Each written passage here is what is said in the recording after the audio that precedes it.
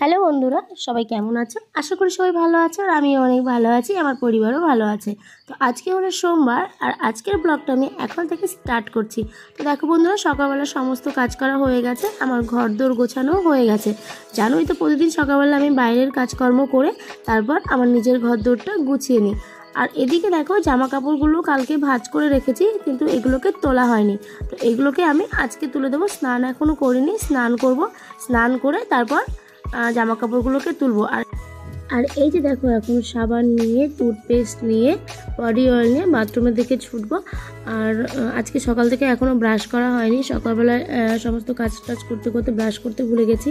তারপর বাবুন তো আছেই, বাবুনকে রেডি করানো, ওকে খাওয়ানো, সমস্ত কিছু করে তারপর এখন এই যে আমি ব্রাশ করব। স্নান করার সময় ব্রাশ করে একদম ফ্রেশ হয়ে আসবো। তো চলো স্নানটা করে আসি, তারপর আবার তোমাদের সঙ্গে কথা বলবো।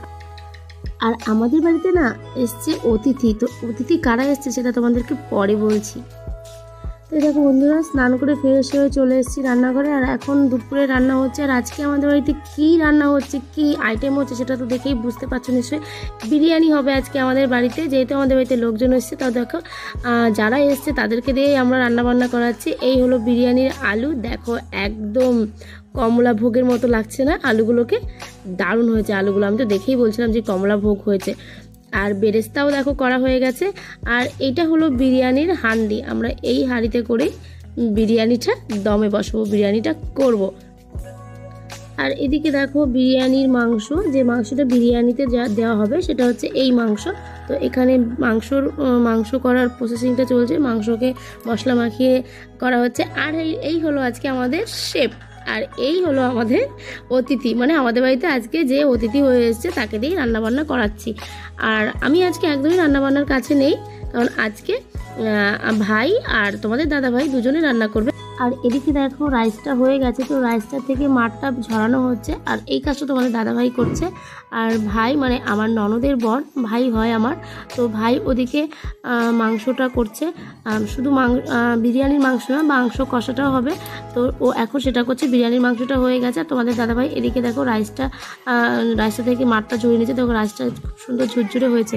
আর এদিকে দেখো ভাই এখন কি করছে, ভাই এদিকে হাঁড়িটা দমে বসানোর জন্য বিরিয়ানিটা, তো তার জন্য হাঁড়ির প্রসেসিং হচ্ছে। হাঁড়িতে এখন ঘি মাখানো হচ্ছে। এখানে ভাই দেখো কি করেছে, আমি এটা ওর কাছ থেকে নতুন শিখলাম যে আমি যখন বাড়িতে বিরিয়ানি করতাম তখন শুধু ঘি মাখিয়ে নিতাম হাঁড়িতে। তো ও এখানে কি করলো, একটু ঘির সঙ্গে একটু সাদা তেল বেশ দুটো মিক্সড করে তারপর হাঁড়ির চারিপাশে সেটা মাখিয়ে নিল। আর এখন দেখো হাঁড়ির ভেতরে চলে যাচ্ছে মাংসের ঝোলটা। মাংসের যে রসাটা করা হয়েছিল বিরিয়ানির জন্য, সেই রসাটা ও হাঁড়ির নিচে একদম শেষে সেটা দেওয়া হচ্ছে। এরপর দিয়ে দেওয়া হচ্ছে রসকদম্ব, মানে কমলাভোগের মতো আলুগুলো দারুণ হয়েছে বলতেই হবে। আর আমাদের বাড়িতে না এই ভাইরা এলে, মানে আমার ননদ আর ননদের বর, ওরা এলে এরকম কিছু আমরা করি, মানে সবাই মিলে একসঙ্গে রান্নাবান্না করি। আর ভাই বেশিটা রান্না করে বেশিরভাগ সময়, একটু অন্য রকমের। কারণ আমরা বাড়িতে নর্মালি যখন থাকি তখনই এরকম কিছু করি না। ওরা আসে যখন, তখনই বেশ সবাই মিলে একসঙ্গে হয়ে এরকম করি, রান্নাবান্না হয় একটু বেশি করে, বা সবাই মিলে একসঙ্গে রান্নাবান্না হই হুল্লোড় করে, খাওয়া দাওয়া, একটু ভিডিও, এই সমস্ত কিছু করি। তো দেখো তোমাদের সঙ্গে গল্প করতে করতে ভাই হাঁড়ির ভেতরে সমস্ত কিছু দিয়ে দিল, বিরিয়ানি মশলা, মাংস, এখন রাইস দিচ্ছে, সমস্ত কিছু দিচ্ছে। আর আমি কি করি জানো তো, আর বলি, আমার ভাই প্রফেশনালি এই কাজে আছে, মানে ও একটা রেস্টুরেন্টে শেফের কাজে আছে। শেফের ওর প্রফেশনালি শেফ, রান্নাবান্না করারই ওর কাজ। তো ও সেদিক থেকে ও ইউনিক কিছু রেসিপি এসে রান্না করে। আর আমার ভীষণ ভালো লাগে যে ওর কাছ থেকে এই জিনিসগুলো শেখার, যে আমি ও যখন রান্না করে আমি তখন ওর পাশেই থাকি, ওর কোনটা হেল্প লাগে সেটাও আমি, যেহেতু আমার বাড়িতে ও রান্না করে, কোথায় কী আছে সেটা তো জানে না, তো আমি ওর হেল্পিং হ্যান্ড হয়ে থাকি। মানে ওর কোথায় কখন কোন জিনিসটা লাগে সেটা ওকে আগিয়ে দিই, আর ও যেভাবে রান্না করে সেটাও আমি দেখে নিই, শিখে নিই। তো এই দেখো সমস্ত কিছু দেওয়া হয়ে গেছে, এবার আতরটা দিয়ে দিল। আর এর আগে ভাই কেওড়া জল, গোলাপ জল, বেরেস্তা সমস্ত কিছুই দিয়ে দিয়েছে। আর এখন আবার একটু মাংসের ঝোলটা দিয়ে দিচ্ছে ওপর থেকে, যাতে বিরিয়ানিটা জুসি ভাবটা হয়। আমরা অনেক দোকানেই খাই বিরিয়ানি, কিন্তু জুসি ভাবটা থাকে না। তো আমাদের নিজেদের, আমার পার্সোনালি জুসি ভাবে যে বিরিয়ানিটা হয় সেটা খেতে বেশি ভালো লাগে। বেশ বিরিয়ানিটা জুসি থাকবে। শুষ্ক রুক্ষ বিরিয়ানি খেতে আমার একটুও ভালো লাগে না। আর এদিকে এখন দেখো হান্ডিটা সিল করার জন্য ভাই আটা নিয়ে আটা মাখতে শুরু করেছে। আর এখন দেখো হান্ডিটা সিল করছে।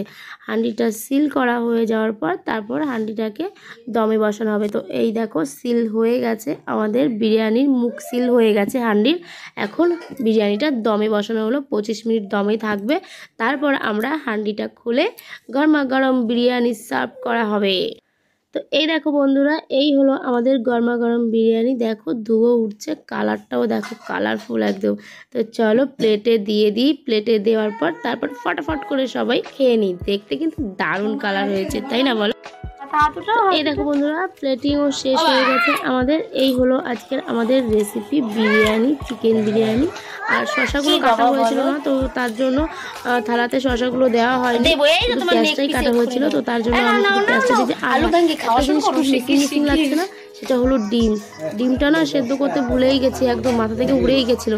পরে খেতে বসে মনে পড়েছিল যে ইসরে ডিমটা তো মিসিং, ডিমটা তো সেদ্ধ করা হয়নি।